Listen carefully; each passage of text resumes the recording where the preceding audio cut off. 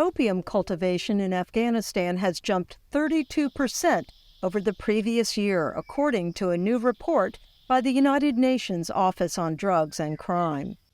Despite a ban in April on the cultivation of all narcotics, opium production surged from 177,000 to 233,000 hectares since the Taliban took over the country, making the 2022 crop the third largest area under cultivation since 1994, when systematic monitoring began.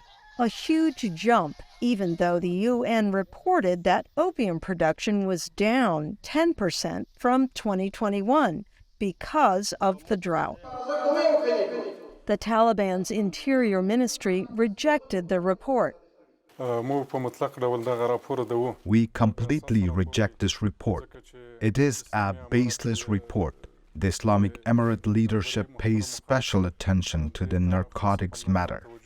Since the Taliban supreme leader's decree on poppy cultivation, there is no more poppy cultivation and selling drugs in the capital and provinces.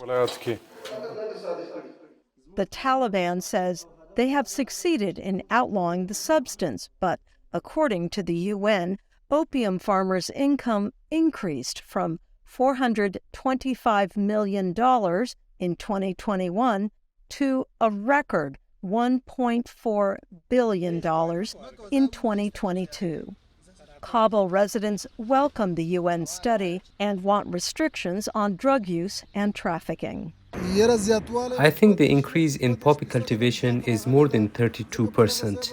In the past, we had no drug addicts here, but now more than 500 addicts are around. Locals also say that poppy cultivation has led to an increase in drug addiction in the country. At a gathering in March, the Taliban's Deputy Prime Minister, Abdul Salam Hanafi, admitted there could be as many as 5 million drug users in Afghanistan.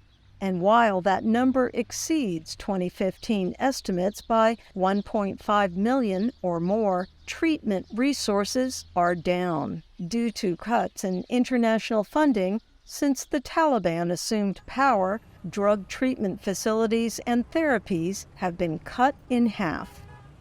For Mohammed Ibrahim Momand in Kabul, Afghanistan, Ann Ball, VOA News.